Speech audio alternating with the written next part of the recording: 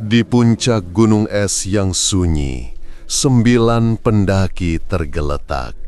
Tubuh mereka dipenuhi luka-lukaan.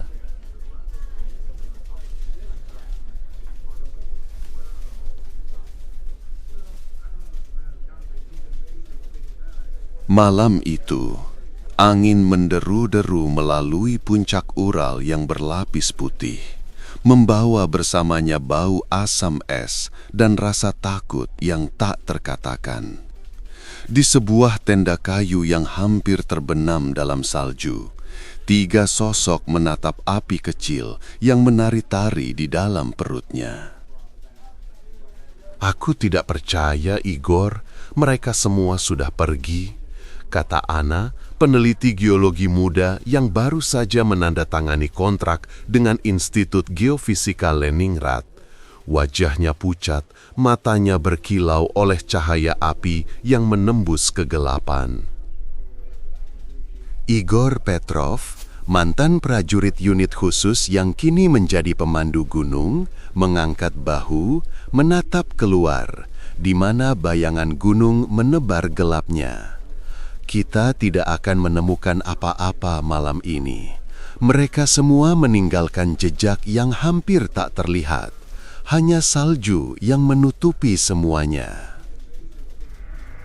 Di sudut lain tenda, Mikhail Orlov, wartawan muda yang menekuni laporan investigatif, menuliskan catatan di buku kulitnya. Malam ini, pada 2 Februari 1959, 9 pendaki berani memutuskan menuruni lereng Kholat Shahlach. Mereka menghilang, dan inilah kami. Kita berusaha mengungkap apa yang terjadi di sana, meski setiap langkah terasa berat seperti menembus batu beku. Ketiganya belum menyadari bahwa mereka sedang menyiapkan diri untuk menelusuri jejak yang sudah lama membeku. Jejak yang akan memaksa mereka menatap ke dalam kegelapan yang belum pernah terjamah manusia. Hari pertama ekspedisi dimulai dengan matahari yang menembus kabut tipis, mengubah pepohonan menjadi siluet keperakan. Kelima orang pendaki, semua mahasiswa dan insinyur, berjalan dalam barisan rapat, diiringi suara tawa dan obrolan ringan. Di antara mereka, Andrei, pemimpin kelompok, memerintahkan semua untuk menyiapkan tenda di cekungan yang tampak aman. "Kita harus menyiapkan tenda sebelum badai datang ya?" tanya Lyudmila, seorang mahasiswi biologi, sambil menata selimut tebal di atas tanah beku. "Berhati-hatilah, cuaca di sini berubah-ubah. Kita tidak boleh lengah," balas Andri, menatap horizon yang mulai memerah. Malam itu, setelah mereka menata tenda, suara gemerisik salju yang jatuh menjadi satu-satunya melodi.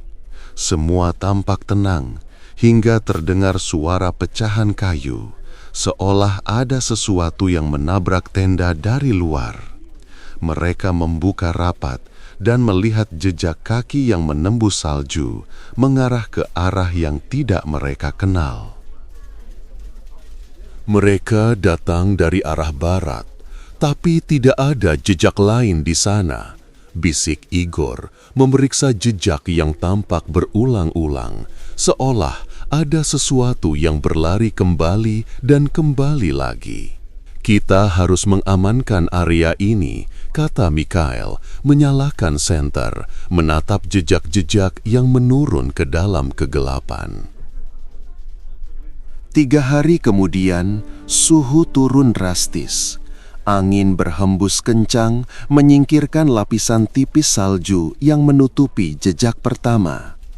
Pada pukul 2 pagi, ketika mereka beristirahat di tenda, terdengar teriakan panik dari luar. Mereka, ada yang terjatuh!" Andrei bergegas keluar, menemukan tubuh Lyudmila tergeletak di atas tanah, pakaian terbalik, matanya terbuka lebar namun tidak bernyawa. Luka pada dadanya tampak tak wajar, seperti terpotong oleh sesuatu yang tajam, namun tidak ada bekas darah mengalir. Anna menempelkan tangannya pada leher Lyudmila, merasakan suhu beku yang menyebar ke seluruh tubuhnya. Mereka tidak pernah berlari. Mereka seakan dikejutkan oleh sesuatu yang tak terlihat. Gumam Igor, menatap ke arah lereng yang masih menutupi jejak-jejak lain. Mikhail menuliskan catatan cepat, menandai detail-detail yang aneh. Tidak ada jejak kaki di sekitar tubuh. Pakaian yang terbalik menunjukkan mereka berusaha melarikan diri dengan cepat, namun tidak ada jejak kaki yang mengarah ke tempat lain. Sementara itu, di dalam tenda, Andrei mendengar suara gemerisik salju yang lebih keras, seakan ada sesuatu yang menggerakkan di luar batas penglihatan mereka. "Kita harus kembali ke kota, melaporkan ini," kata Mikhail. Matanya menatap ke arah gunung yang menakutkan. "Tidak, kita harus tahu apa yang terjadi di sini. Jika kita pergi sekarang, orang lain akan menganggap ini hanya kecelakaan biasa," balas Igor, suaranya tegas. Hari keempat, badai melanda dengan intensitas yang belum pernah mereka saksikan. Angin menggerogoti tenda, menembus celah-celah kecil, mengirimkan serpihan es ke dalam ruangan. Di tengah kekacauan, Andrei menemukan sebuah kotak logam tua tergeletak di antara tumpukan salju yang menumpuk.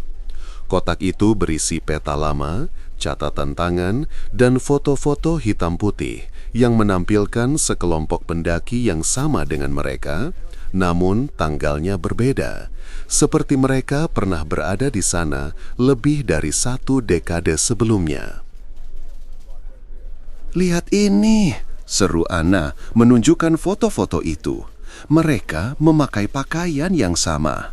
Mengapa ada catatan tentang sesuatu yang disebut kejadian 1959 di sini?" Mikhail membuka buku catatan yang berisi deskripsi singkat. Pencarian terakhir, 9 pendaki, luka aneh, tidak ada jejak, penyelidikan ditutup. Tanda tangan di pojoknya, seolah menandai seseorang bernama VK. Kita tidak bisa mengabaikannya. Ada sesuatu yang menunggu, bisik Igor, menatap peta yang menandai sebuah gua tersembunyi di balik tebing. Mereka memutuskan untuk menuruni lereng menuju gua itu, menembus salju yang berderak di bawah kaki mereka. Setiap langkah terasa lebih berat, seakan menguji ketahanan fisik dan mental. Saat mereka memasuki gua, cahaya senter menyorot dinding yang dipenuhi lukisan batu kuno. Gambar siluet manusia berlari dari sesuatu yang mengerikan dengan cahaya berwarna ungu yang memancar dari mata mereka. "Apa itu?" tanya Anna, napasnya terengah-engah. "Ini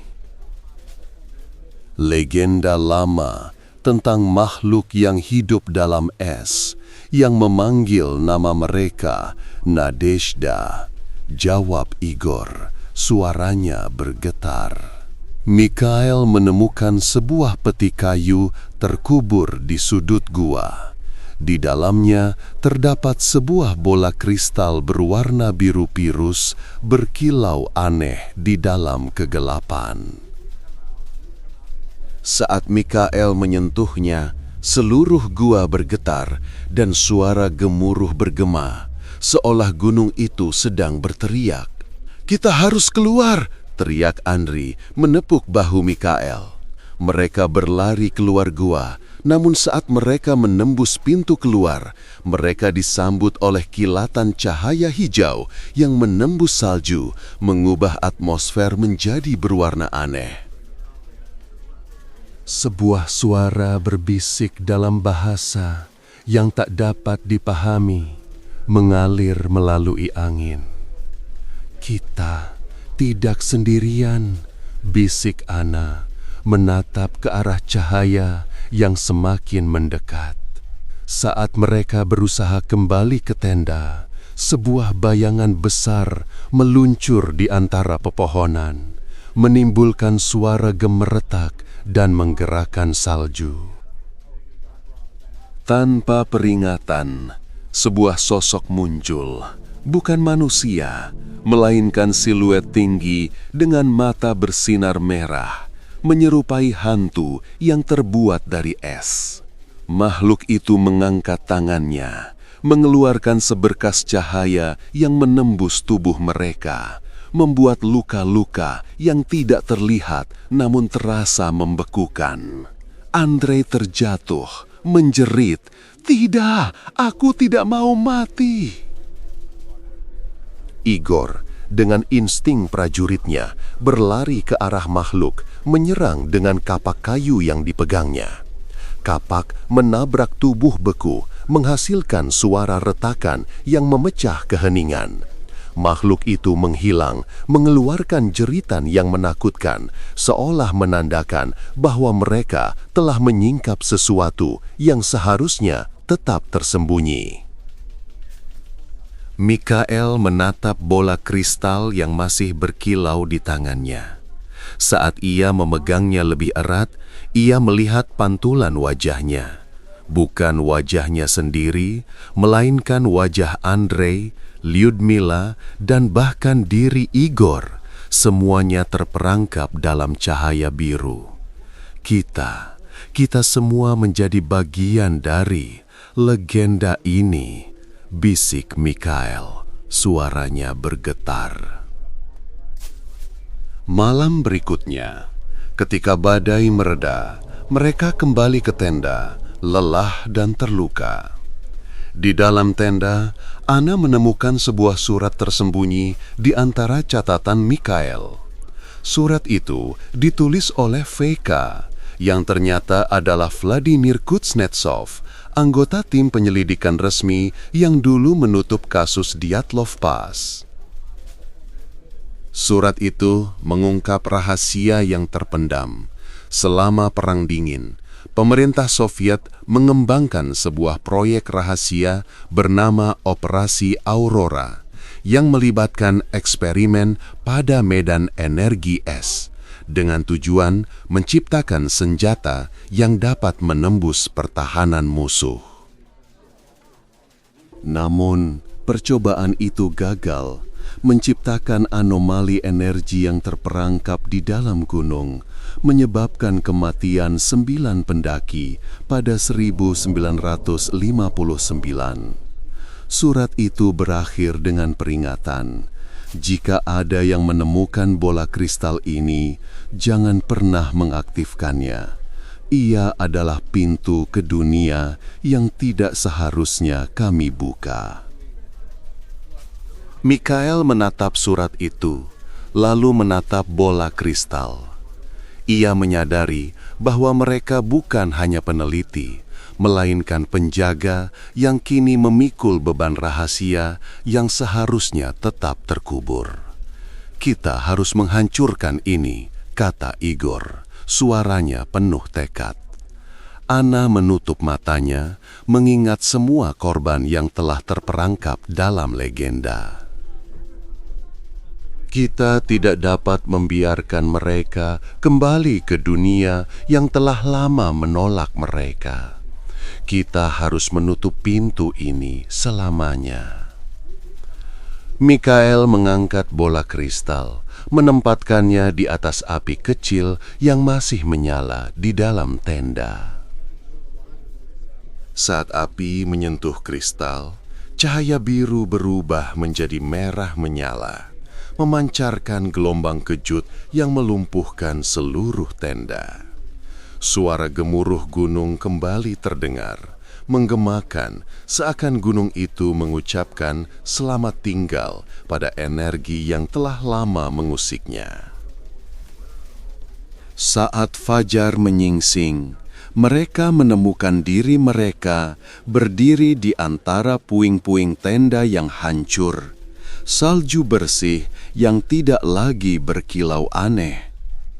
Tidak ada jejak makhluk, tidak ada cahaya hijau, hanya keheningan yang menenangkan.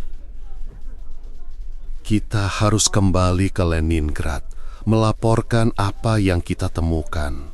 Tapi mungkin ada baiknya cerita ini tetap terpendam, agar tidak ada yang mengulangi kesalahan yang sama. Mikhail menatap bola kristal yang kini menjadi abu, mengingat kata-kata Vladimir Kuznetsov.